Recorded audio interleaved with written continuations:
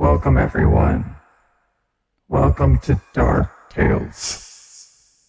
Go ahead, get a drink. Once you are all situated, I will start the story. The characters and events depicted in this story are fictitious. Any similarity to actual persons, living or dead, is purely coincidental.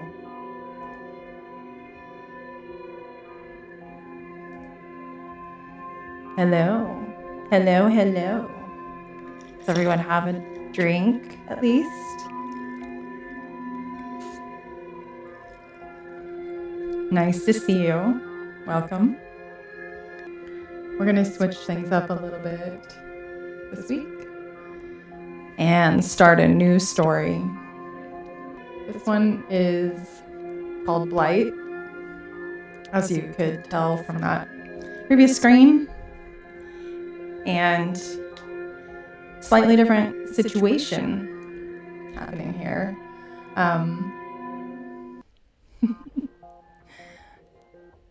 So if you are all sitting comfortably, I will go ahead and get started.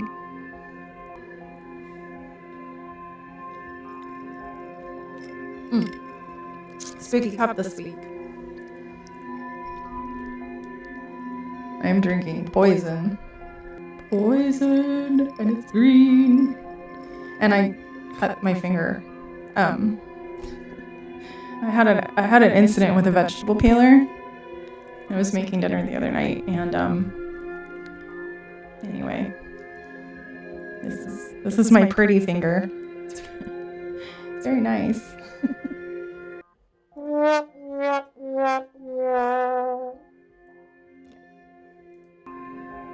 So there's a little prologue for this story that I'm going to read, but I'm going to ask for a little assistance. I'm going to ask for a little assistance from the beyond. See who I can summon to help me. I don't know. What do you think? I don't think the baby is gonna help. The world went black. Then all the hues of the color spectrum. A rainbow of violence against the backs of eyelids too winced in pain to dare open. The waves of shock sending her lurching forth on unbalanced feet that she did not trust to stop her from falling. She stumbled right and left, hands trembling as they stretched out in front of her, grasping for something, anything at all to give her some sense of stability. The swirl of color and confusion seemed endless. Her hand met with some unknown surface in the shimmering dark beneath an eyelid that's shyly opened just a sliver. A slice of pure black cutting into the landscape of technicolor horror. Something moved under her fingers, something slick and familiar. Her stomach lurched and she gagged on bile, but her fingers refused to let it go. It swelled inside her grasp and hummed with life.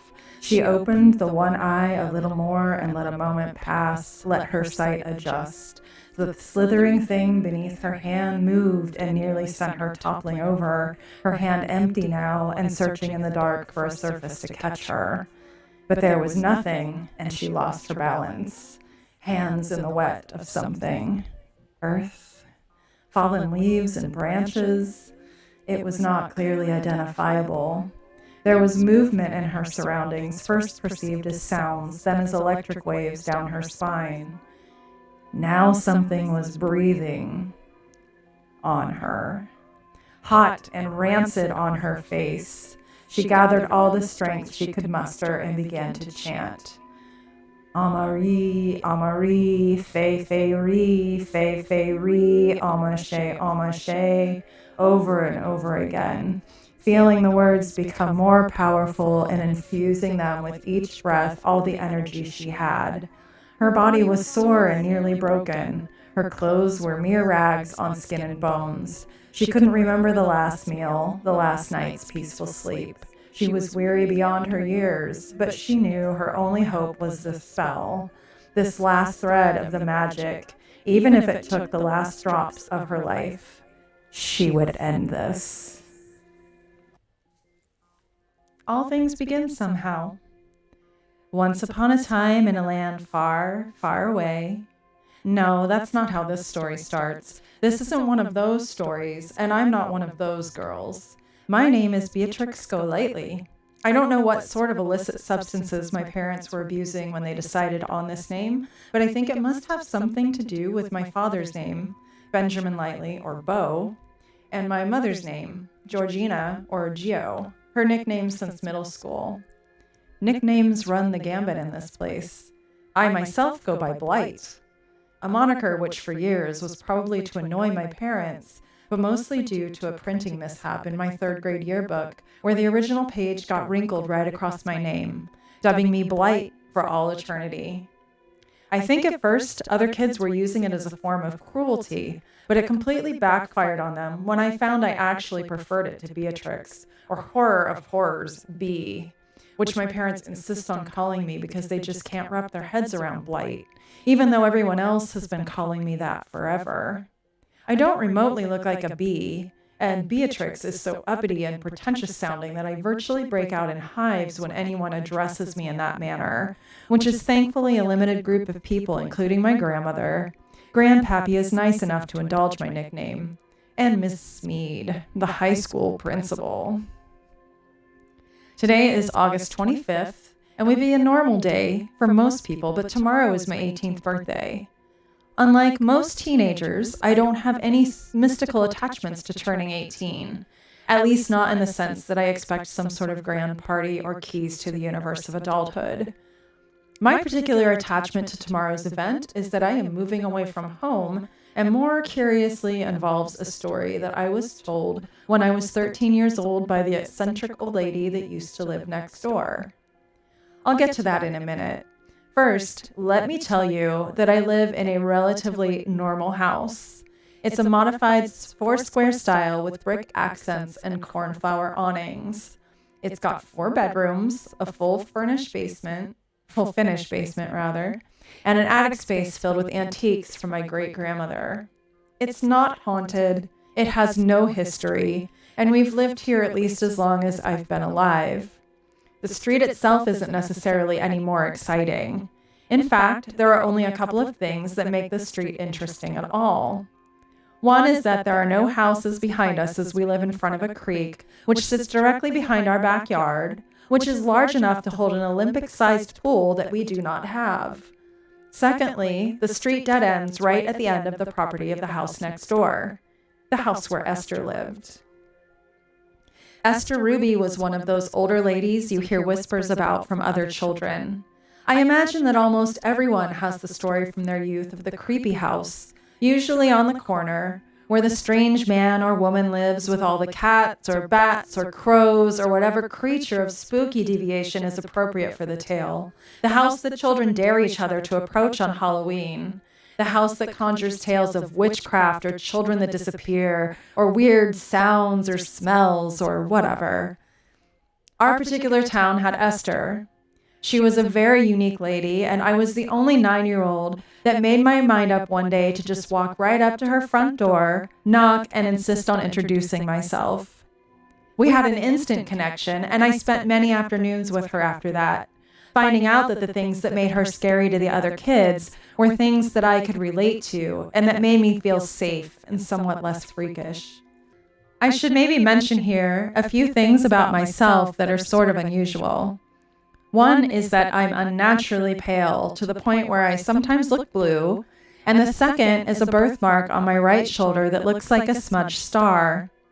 Not just a normal star either, but more like a pentagram. That's exactly. I've measured it over and over again. 3¼ inches long.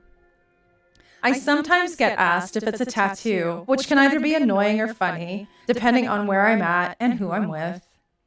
I also have eyes that change color and have been fading to a lighter and lighter shade of aqua since I hit puberty right after turning 11.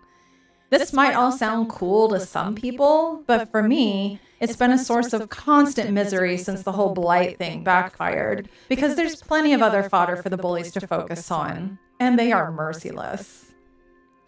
Sure, now is when I often hear the same tired excuses that I always hear.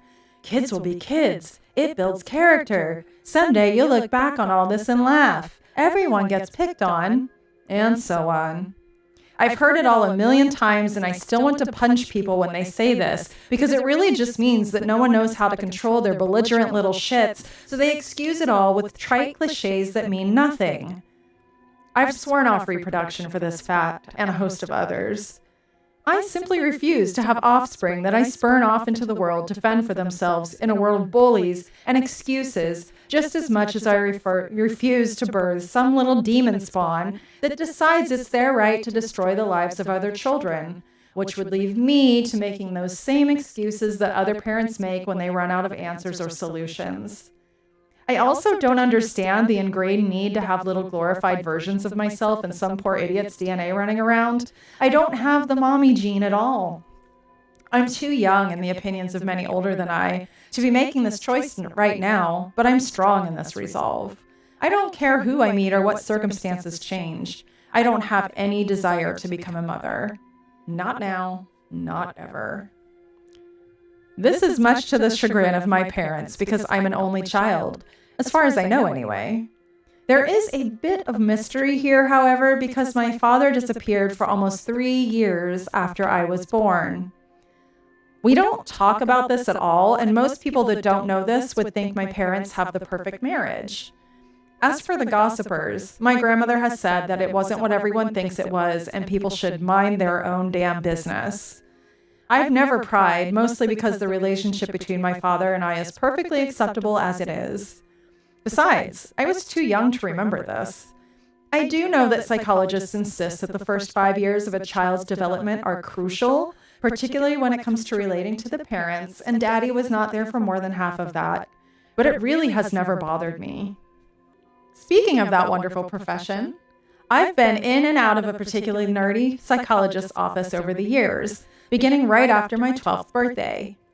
My mother felt it would be a good idea to resolve my deep-seated feelings of resentment towards my father, even though I'd never mentioned anything and was completely oblivious to any of these alleged feelings. I personally think she shoved me into Dr. Reed's office for a myriad of other reasons, including my lack of popularity in school and my fascination with the macabre. I went in with the intention of torturing this head shrink, but that plan backfired because I took a liking to Dr. Reed, Timothy, right away. He's a nerd through and through, up to his horn-rimmed glasses. He likes to read almost as much as I do. How could I be mean to him? We are more alike than me and my parents any day. I don't have a bad relationship with my parents at all. In fact, in many ways, it's probably considered a pretty normal one. My mother is just overly protective and sort of nervous. She's especially nervous about me growing up and likes to put herself in a bubble where most things are concerned, rather than just deal with them. I wonder if she even has sex, but I think most teens like to think of their parents as completely asexual anyway.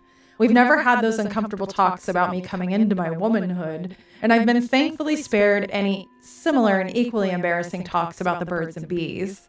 I've learned everything from books since I was practically born with my nose in one.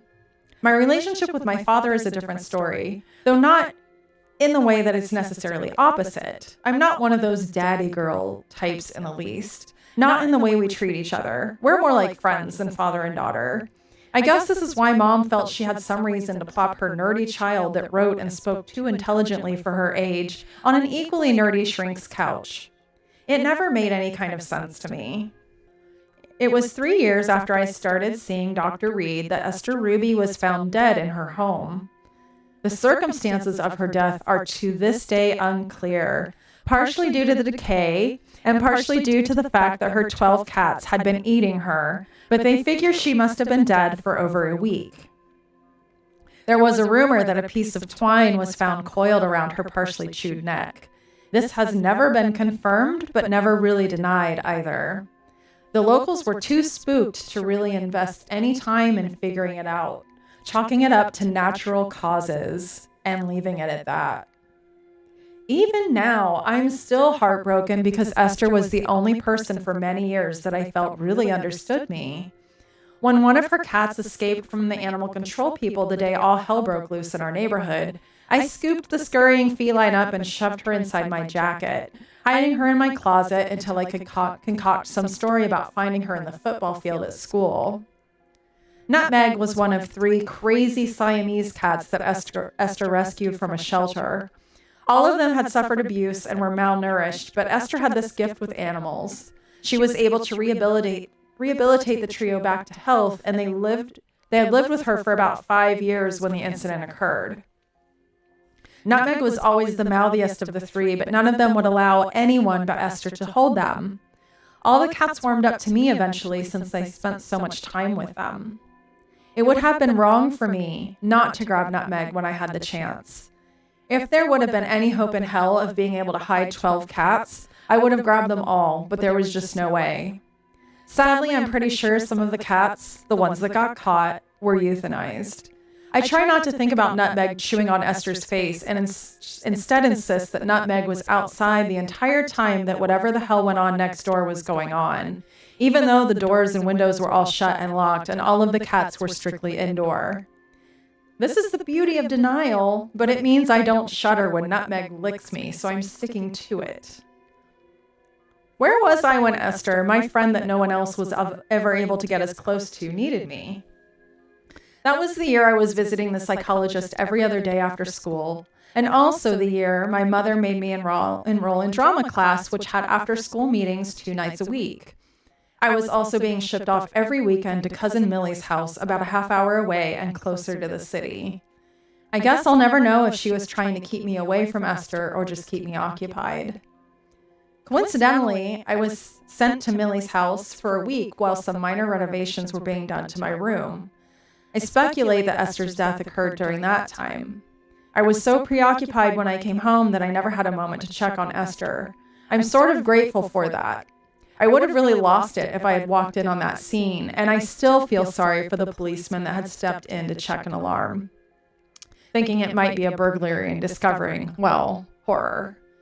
I love cats, but I accept that they are little carnivores and basic scavengers that will survive above all else. Still, no one wants to think about their furry little bundle of purr digesting their carcass. The house has been empty ever since and is showing signs of ruin. I'm saddened to think that eventually it might be just be condemned and possibly torn down. Sad for so many reasons that go beyond just the architecture, which is reason enough as it's a really amazing old Victorian, complete with turrets and fancy woodwork. I'm not even sure if it was ever for sale, not that it would matter. I doubt any of the locals would want it after what happened there, and this area isn't exactly a popular one to move into from somewhere else. There was never a sign, and no one knows if she has relatives or if the estate has been turned over to the bank or not. So it just sits there and occasionally gets vandalized. In all honesty, most of the kids here are too chicken shit to actually do much, so it suffered a broken window and some weak graffiti on the walkway. I never see anyone come to take care of the property at all, but the garden looks as though it's been kept up very well somehow. The roses and gardenias and lilies are all pristine. The borders of wildflowers are flooding with butterflies. The bird feeders and baths are all buzzing with activity. It's like the garden won't let go. I am especially grateful for that since I get to see the garden from my bedroom window.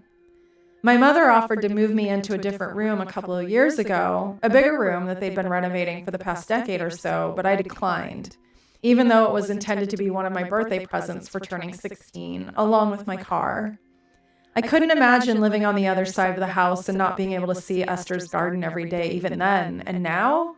Now I'm doing my best by trying not to think about the fact that I'm a short weekend away from heading off to school and will only be here on the occasional weekend or holiday trip. I have to leave Nutmeg behind too. This is all shaping up to make this the worst birthday ever. and would be intolerable if Raimi weren't meeting me at the dive in an hour. I don't have a boyfriend and haven't had one ever. What I do have is this boy that I'm friends with and have been since he moved here about 3 years ago, Raimi. Raimi is from a big city and was forced here through an ugly chain of events, including a really nasty divorce which climaxed in a custody battle, during which he had to leave the freedom of living with his record label executive father and getting free reign over a life of luxury to this small podunk town that no one even knows exists. His mother is a gorgeous 40-something former model who wound up here by route of misfortune on a cross-country road trip. She was heading east, following her permanent separation from Raimi's father after she discovered him in bed with his tennis partner 6 months before. As fate would have it, her car broke down just outside of town. Like something out of a bad romance novel, she fell instantly in love with the mechanic that worked on it, Harvey McCoy. Every time he'd fix a problem, she'd break the car again just to see him. This went on for a couple of months before he got the hint and asked her out. They were married the following fall, which put everything else in motion. Raimi was 17 after the battle when full custody was handed over to his mother and her new husband. Nothing more than a slap in the face to his real father, honestly, who fights for custody of a 16-year-old. Raimi is still bitter, but that only adds to his appeal. There is no way around this, so I'll just admit it. Raimi is gorgeous. He's an exotic mix of his father's Mediterranean heritage and his mother's Swedish blood. He's got thick, dark hair, which grows naturally blue-black, the envy of goth girls and boys everywhere, which is always a mess, but looks like it was done that way on purpose. He's got the sky-blue eyes of his father's that are huge and emotive, along with the milky white and flawless complexion of his mother's lineage. His face is sharp-featured with well-defined cheekbones and soft lips that are neither too thin nor too thick and are the perfect shade of dark pink. His jawline is strong and angular but soft enough to be androgynous. He's trim but not skinny. His voice is deep but smooth, and he has the long tapered fingers of a pianist. He wears tailored pants and pointy boots every other day, always smells good, and is essentially perfect. The first time I saw Raimi, he was coming out of Ms. Smead's office. He nearly hit me with the door as I was lost to daydreaming on my way to my next class and wandered a little too close to the wall without realizing it. I looked up in the nick of time and stopped just before the door and my face connected. When my eyes met his, I thought I was seeing things. I had pictured this very face probably 1,000,000 times, and as far as I knew, I didn't have the ability to conjure up people at will. Nonetheless, there he was, staring right back at me. The bell chimed, signaling the start of the next class before either of us could speak, and I dashed away with all the grace of a lumbering ox. My self-image was already waning when I caught a glimpse of myself moments later. It was then that I made a mental note to avoid him if I ever saw him again, wanting to die of embarrassment right there upon my discovery of a piece of spinach from my lunch stuck in between my 2 front teeth. The price of being a health-conscious vegetarian. For reasons I will never understand, it was Raimi that came seeking me out. I'm not a popular girl, never have been. Girls talk about me behind my back, calling me everything from freak to nerd to witch, and guys don't ask me out. If it weren't for my flamboyantly gay friend Marty not having a date for school dances before Raimi's arrival, I would have either just not gone or forced to go with my only girlfriend here, Liz, who I'm actually not even all that close to these days. We used to be, but that was before she got pregnant. That's what girls in this town do, they have babies. The father of her child is a class valedictorian and won't publicly acknowledge Liz at all, but mysteriously sends gifts and checks and stops by to visit. That's all I know about it, since Liz and I only exchange maybe 5 sentences a week and I never see her. She dropped out of school in her 3rd trimester and now she's a mommy. I can't relate to that, as I've already pointed out, no mommy gene. To make matters worse, Toby, her son, is an absolute angel, which destroys my case against reproduction and adds to my reasons not to see her at all. Raimi thinks this is hilarious, but agrees with me about reproduction. He still teases me for dating a gay guy and a girl that I didn't even like that much before he showed up and asked me out. That's how it happened, even though I still can't believe someone like him would have any interest in me. It's not that I'm ugly, it's more that I don't fit in. I've worked in the library for the last 3 years, for starters. This makes most guys overlook me completely. I'm also taller than many of my classmates and sort of thin. I didn't eat lunch with the rest of the class either. I was the prize art student and had free reign over the art lab. Drink.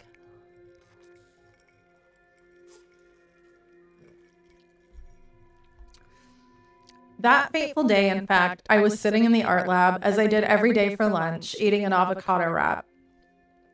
It had been just a couple of days since the hallway incident, and I had managed to avoid Remy completely, so I was utterly shocked when he came sauntering up to me, all confidence and teenage boy hormones. I managed actual eloquence with the food this time, determined not to give him the upper hand.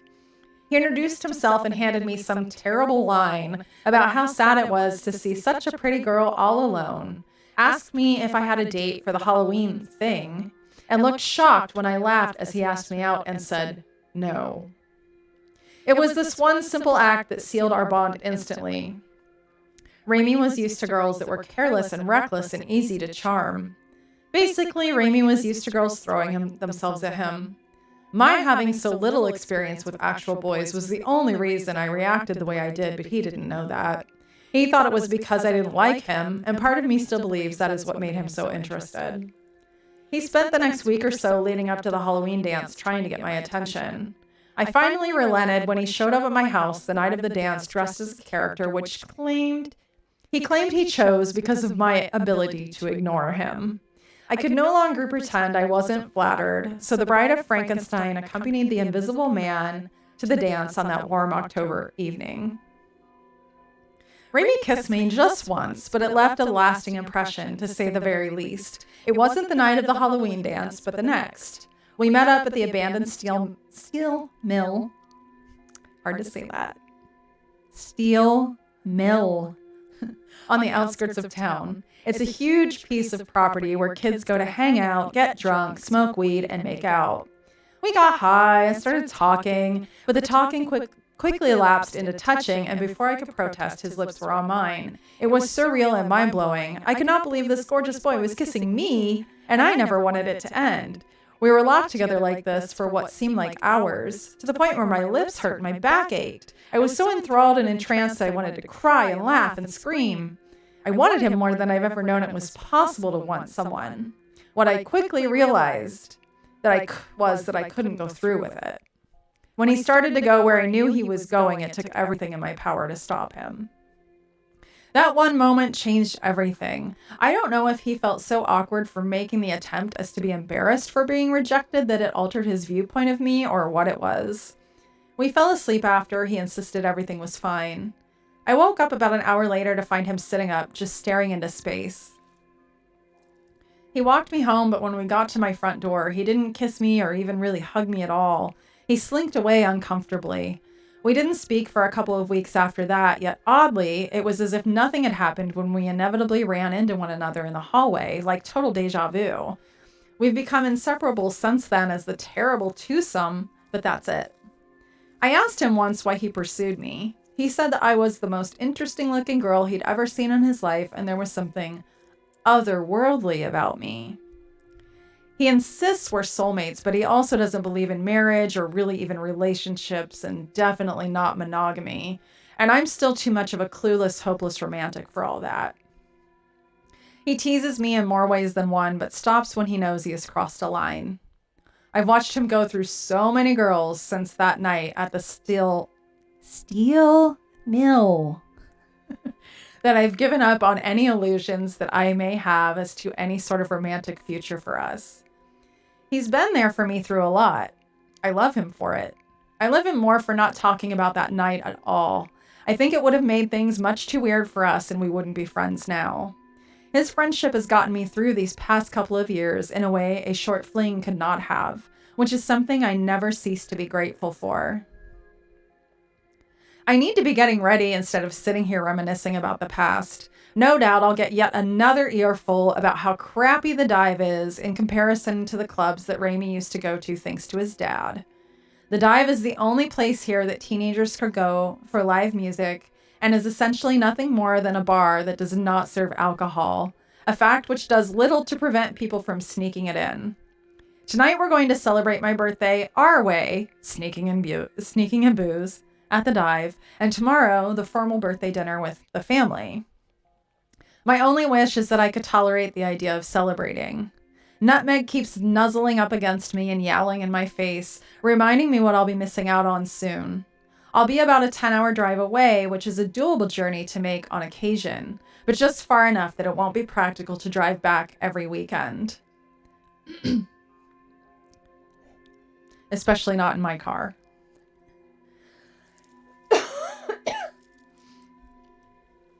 There are no words for how much I'm going to miss my garden, my silly Nutmeg, and of course my Rami.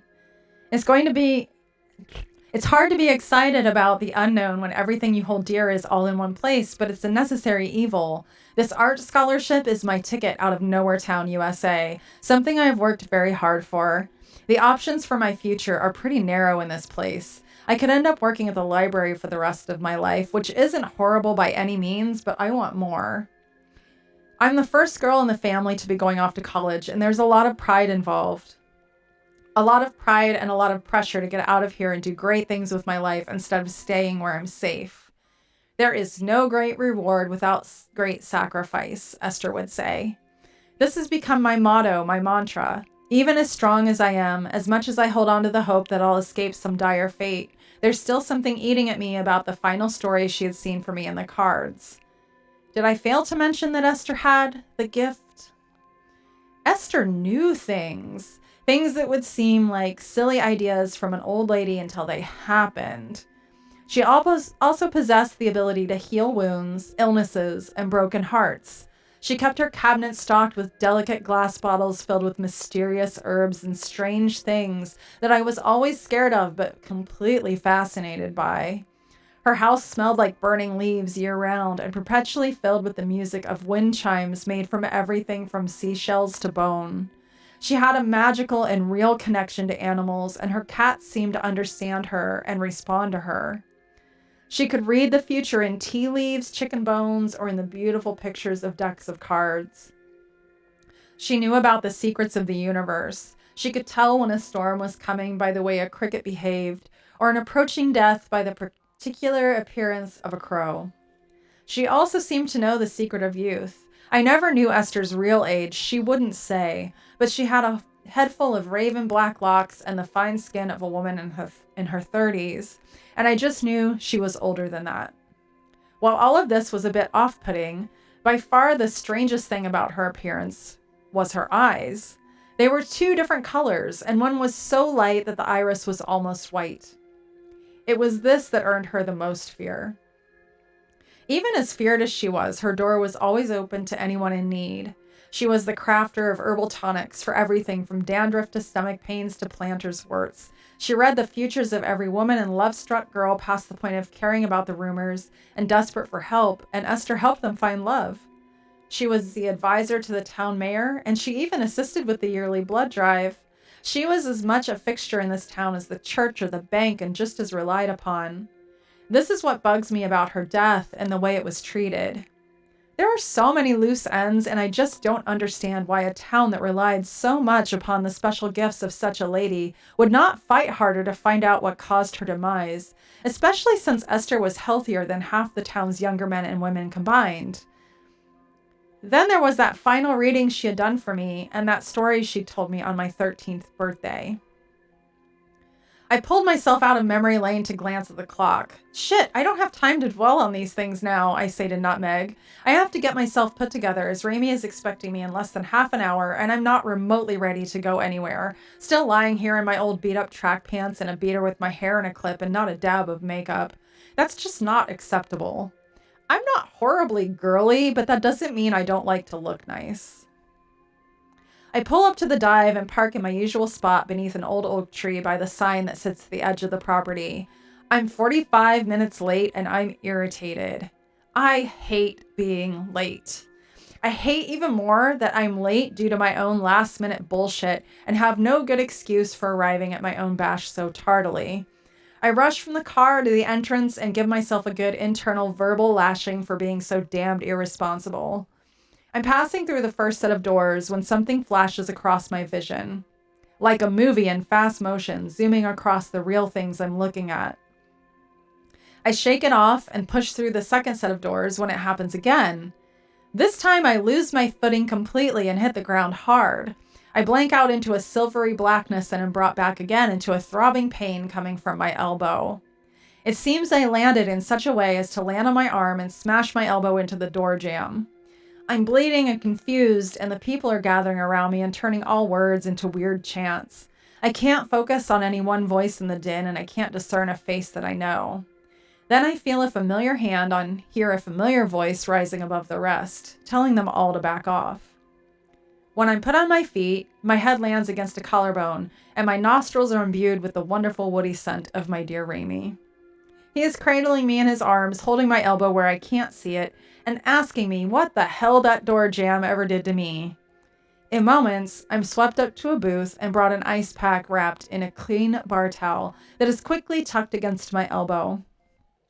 I can't feel anything, and I know this is a blessing.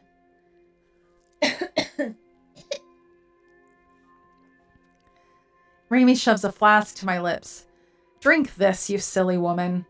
I look around as if waiting for someone to freak out about the entire scene, but quickly realize we're in the booth in the back corner, and no one can really see us anyway.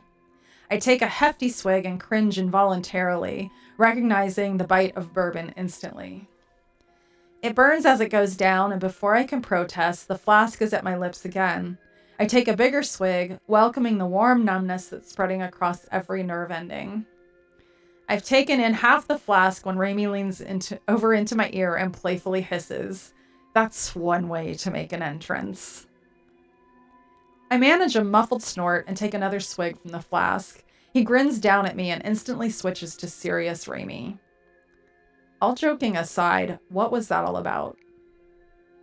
His voice is like butter melting against the side of my face. I feel myself going fuzzy, but more aware of his warmth against my side.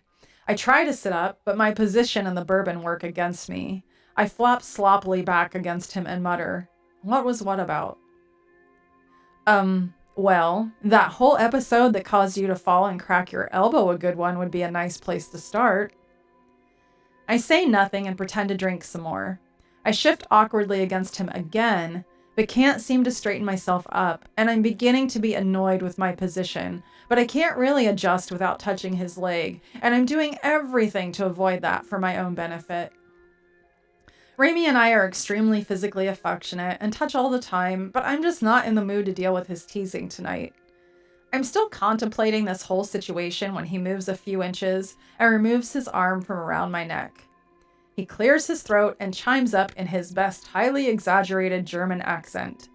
"Since you has das ouchie and I am the gentleman, I will commence with the tortures once the booze has kicked in. Down the hatch, Fraulein."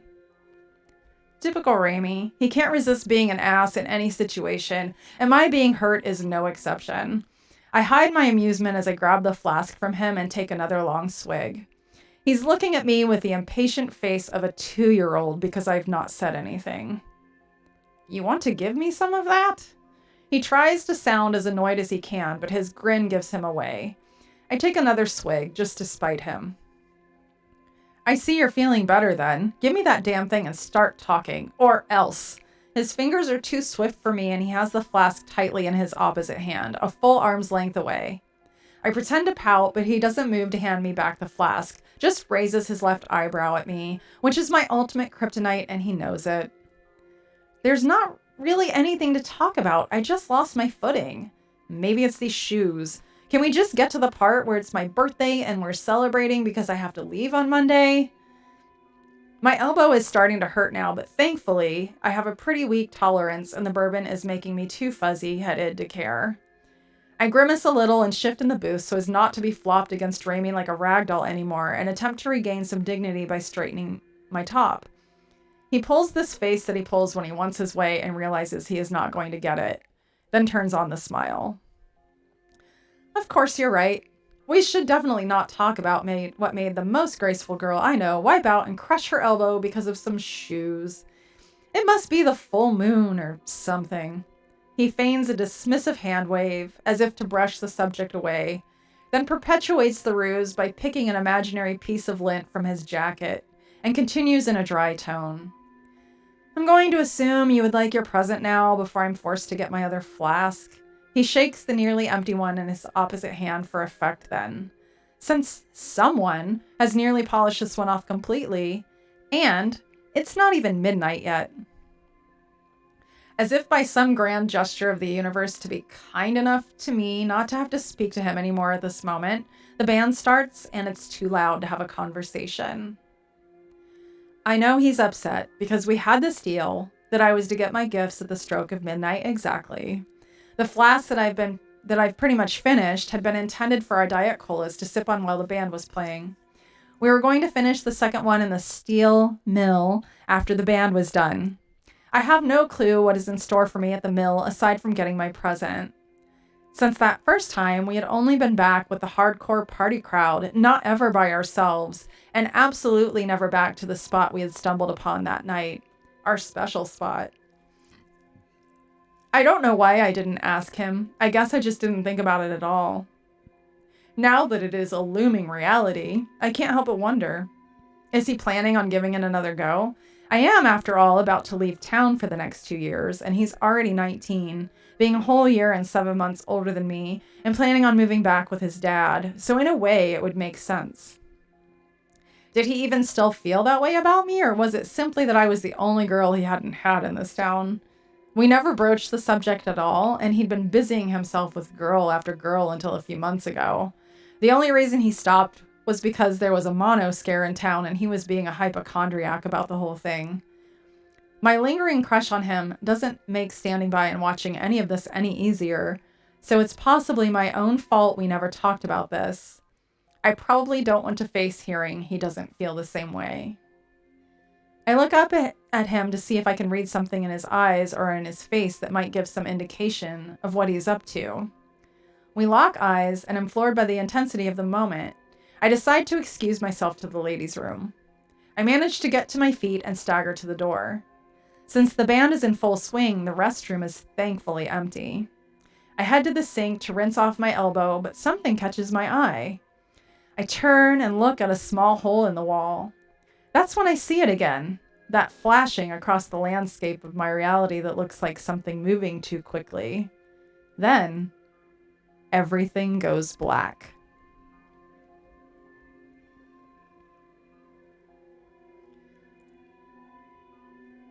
And we conclude chapter 1 of Blight, a fairy tale, sort of. There. Sorry about that. I did not know. I didn't know that the camera was wonkadoo. And then next week I will resume this one. I'm going to give The Monster Under the Bed a little break. Come back to that one in a bit. I actually have some more writing to do on that one if I'm being 100% honest. And you know, I have no reason to lie. So yeah. Next week, come back for the next part of the story.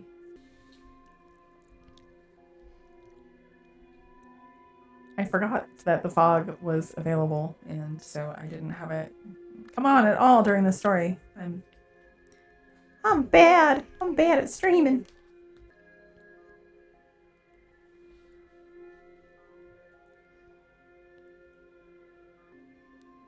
So that's going to do it for this week's Dark Tales. Should come back next week and hear the next part of this one. And I hope you guys have a good rest of your night. Thank you so much. Thank you. Thank you.